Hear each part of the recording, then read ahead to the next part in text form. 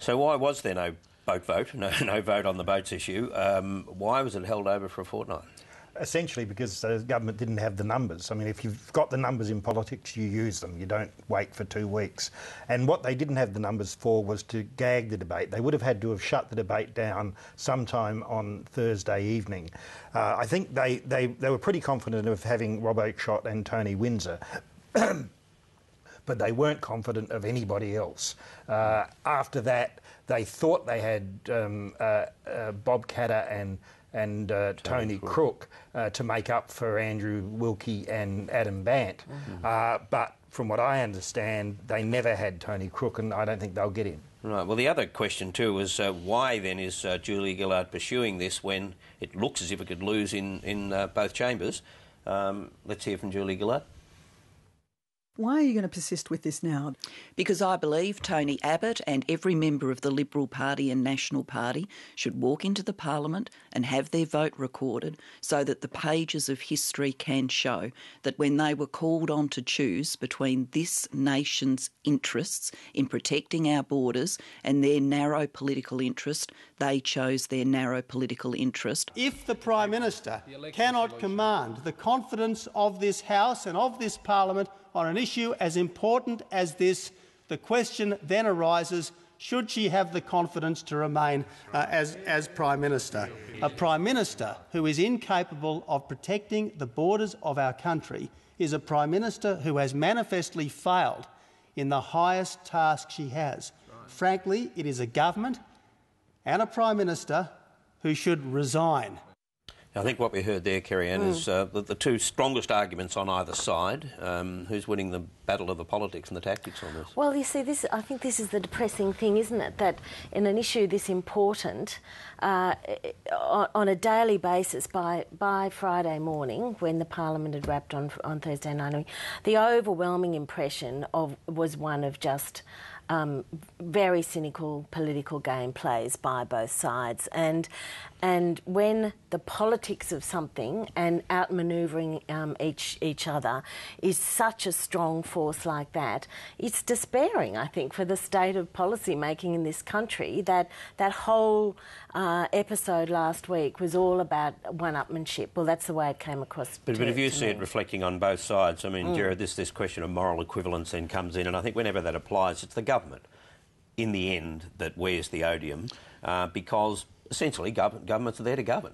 Governments are there to govern, oppositions are there to oppose. What I'm surprised about is just how dominant Tony Abbott is. It's very hard to find a Prime Minister or a senior minister doing an interview who doesn't talk about Mr Abbott at some stage. You have to go back to Gough Whitlam in 1972 or Malcolm Fraser in 1975 to find an opposition leader who is so dominating the public debate and who governments can't stop talking about. And Tony Abbott's in a very strong position because of that. I mean, he's there all the time and oppositions oppose. I tend to think that Tony Abbott doesn't approve of Malaysia. I think that's a genuine position.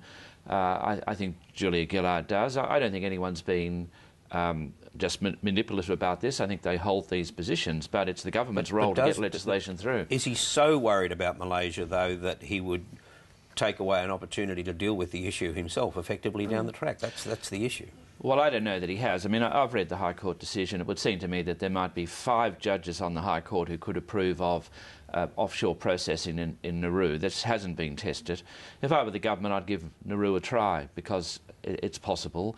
I understand how difficult it is both for the government and the opposition, but I think Tony Abbott's probably on valid ground when he says that Nauru might work constitutionally, and then he says it will work in a policy sense along with some other factors. But you say the Prime Minister should give it a try. Can she now, though, Dennis, when she's put on the public record that it would cost $1 billion, so you've got the expense to deal with, and she'd have to reverse her thinking on that, and she says she has expert advice that it won't work? Yeah, I think it's very difficult for her to swallow her pride on this issue and to climb down from where she is. She would have to admit that she was wrong. And the only way you could see her doing it is for her to say, OK, well, look, if the only way we're going to preserve the principle of offshore processing is to have a trial in Nauru, then let's have one. But in reality, I don't think she's going to go that far. I think she's too dug in, the opposition are too dug in, and no one is going to give any room. The problem that Tony Abbott's sort of setting up for himself down the track. He's almost certain to become Prime Minister unless something quite dramatic happens in politics that no one can anticipate. He then sends people to Nauru. David Mann and the Refugee Council go off to the High Court, and the High Court follows some of the things it said in its judgment last November on the access to the courts and then on offshore processing in last month, and says Nauru is no good. He will face the same stumbling block of getting legislation through the Parliament that we've got now. But there are so many ifs and so many hurdles. That's a big supposition. Yeah. We don't know what the High Court would do. I mean, and apart from that, if Labor was to suffer a loss, and maybe a significant loss at the next election, they may well give Tony Abbott the support he'll need for offshore processing. Yeah, they may do. They may do. I mean, in the short term, this is about the politics of destroying Julia Gillard's leadership. Tony Abbott has got his sort of put on her throat politically. She's about to suffer her first legislative loss since the election, and quite probably, in my mind, she'll suffer a loss on the floor of the House of Representatives. And for Tony Abbott, that'll be a huge weapon to wield in the electorate and say that she's lost her legitimacy and there should be an election. And there's another thing, of course, that an Abbott government could do, which is do what Bob Menzies did to Ben Chifley in 1951 and go very, very quickly for a double dissolution election, which would put the fear of God into the surviving Labor senators. But if it didn't put the fear of God in them, no doubt that would lead to a victory, as it did with Menzies in 51. So Abbott's got a lot of options. Yeah, and that could be a way for him to deal with carbon as well. Yes. Yeah, but so meanwhile, there's a what is supposed to be a very important policy issue that has been lost in this political wash. Yes, the policy. And Yeah, but if we go back to the policy, there's a lot of fallacy about the policy. As I understand it, both the government and the opposition want to stop unlawful boat arrivals because they're concerned that people are going to drown. This never happened before. In Malcolm Fraser's time, virtually everyone who came here came with offshore processing in Southeast Asia. Only 2,059 in the whole 7 years of the Fraser government came by boats. That's about 300 a year. So you didn't have the drownings. We've had 400 drownings, at least 400 drownings in the last couple of years. This is what the policy is all about. Now, whether it can work out or not is another issue, but I tend to believe Julia Gillard and Tony Abbott when they say that's what they want to do, and I think there's good reason to stop the boats coming. Well, when this turning the boats back thing started way back with John Howard, it wasn't to stop the drownings. And I think it's morphed into trying to put a compassionate edge onto it. But to be fair to the Howard government, a fairly blunt political policy. To be fair to the Howard government, it wasn't to stop the drownings, because at that stage there hadn't been so many drownings.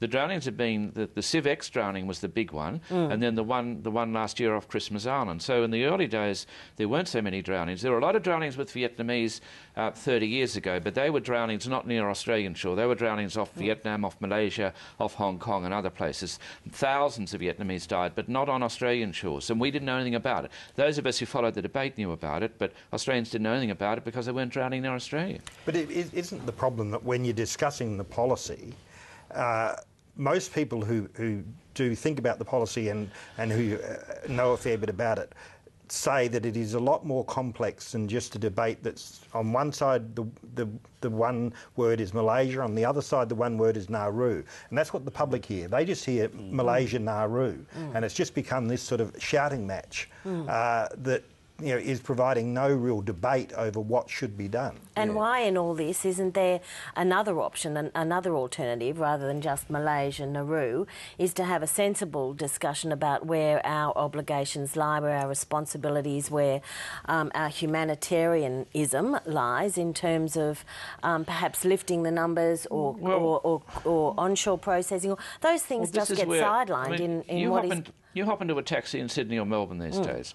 You're driven a lot by people from Africa. A lot of them have come in under the normal UNHCR process refugee intake. Now, we take 13,500 in Australia under humanitarian refugee intake, and the government's talking about upping it, and so is Tony Abbott. But people are coming in a lawful way with valid visas, and they're living here. So we are giving these people a very good life. Now, the question is, what about those who come unlawfully by boat as against those who come lawfully from what are often terrible holding centres that are administered by the United Nations, where their standard of life is very poor. So these are terribly difficult problems. That was the upside of the Malaysian agreement, that 4,000 people would come out of the queue there.